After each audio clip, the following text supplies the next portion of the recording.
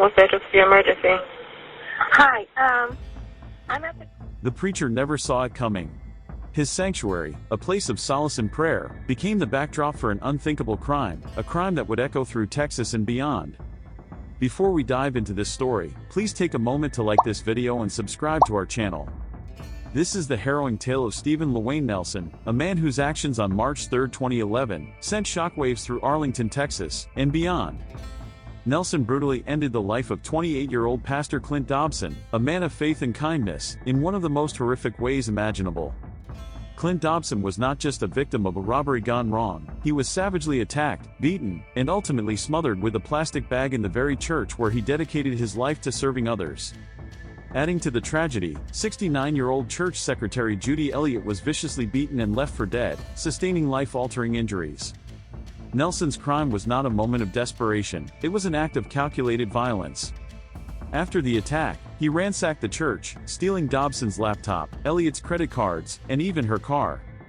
With callous disregard for human life, he used the stolen credit cards to buy new clothes and jewelry, as if the lives he had destroyed were meaningless.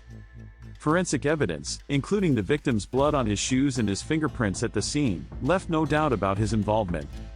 Yet, Nelson would go on to claim his innocence, blaming others and denying his role in Dobson's death. Steven Lawayne Nelson's story begins in the dusty streets of Oklahoma, where the cracks of a fractured family drowned a young boy's laughter. Born on February 18, 1987, Nelson was thrust into a world devoid of love. His mother's absence, sometimes spanning days, left him to fend for himself in a home that offered neither stability nor hope. His father's rare appearances brought only violence and despair. By the age of 3, young Steven had already attempted to set fire to his mother's bed, a cry for help in a language no one understood. Nelson's early years were a tragic prelude to a conflict-filled life. His juvenile record grew as he did, with charges of property crimes, theft, and assault. Despite interventions, counseling, probation, and even incarceration in a high-risk juvenile facility, the young boy who once set his home aflame had become a teenager who burned bridges. By the time he moved to Texas, his rap sheet had outpaced his years. At 14, Nelson was sentenced to a juvenile prison for crimes ranging from burglary to unauthorized vehicle use. His stint, meant to last 9 months, stretched to over 3 years due to repeated infractions. By 18, he was a man without direction, and without remorse. A stolen car in 2005. A laptop was smuggled out of Walmart in 2007. Boots worn straight out of the store. Each crime added another brick to the wall of inevitability that Nelson was building around himself. But it was March 3, 2011, that sealed his fate. That morning, North Point Baptist Church in Arlington, Texas, was a haven of peace. Inside, Pastor Clint Dobson, 28, prepared for another day of service. By his side was Judy Elliott, the church secretary. They had no idea that Nelson was about to shatter their sanctuary. Nelson, still on probation for assaulting his girlfriend, stormed into the church armed with desperation and malice. The events that followed were as brutal as they were senseless. Dobson was beaten, strangled with a computer extension cord, and smothered with a plastic bag. Elliott was left for dead, her body bearing the marks of a savage attack, internal bleeding, facial fractures, and injuries so severe they required permanent metal implants. Miraculously, she survived. Nelson fled the scene, taking Dobson's laptop, Elliott's credit cards, and her car. His trail of destruction didn't end there. Surveillance footage and financial records later revealed that he used the stolen credit cards to buy clothes and jewelry, pawning Dobson's laptop for quick cash. It was greed without conscience, a crime that defied comprehension. When Elliott's husband and a church member discovered the horrific scene, the Arlington police were called. Officer Jesse Parrish arrived to find Dobson lifeless, his office a chaotic tableau of violence. The autopsy revealed the extent of Dobson's struggle. Injuries to his head and face suggested he had tried to protect himself. The plastic bag over his head told the rest of the story.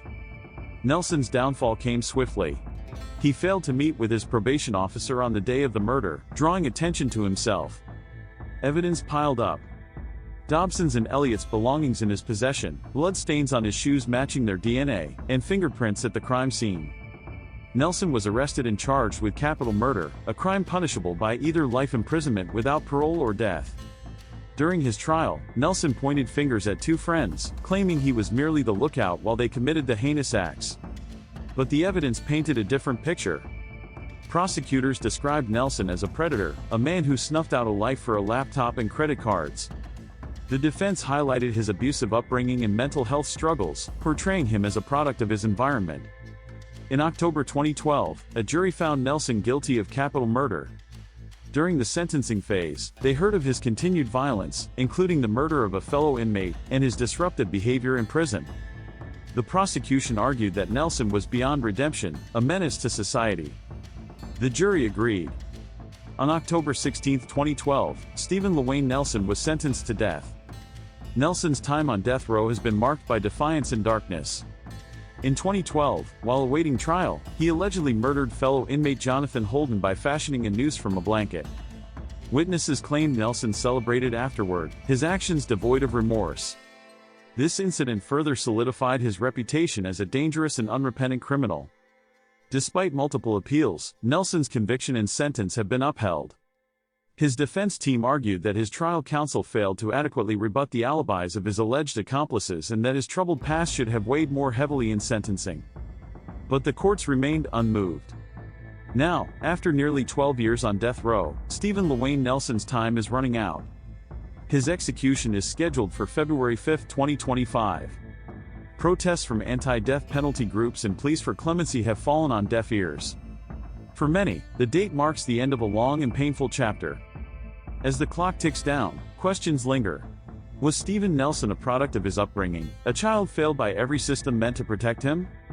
Or was he simply a man who chose darkness over light, who reveled in chaos and destruction? The answers may never come. What remains is the undeniable weight of his actions, and the shadow they cast over all who crossed his path. Thank you for watching this story about Steven Lawayne Nelson. If you found this story compelling or thought-provoking, please like this video and subscribe to our channel for more gripping stories. Your support helps us bring you more content like this. Don't forget to hit the notification bell so you never miss an update.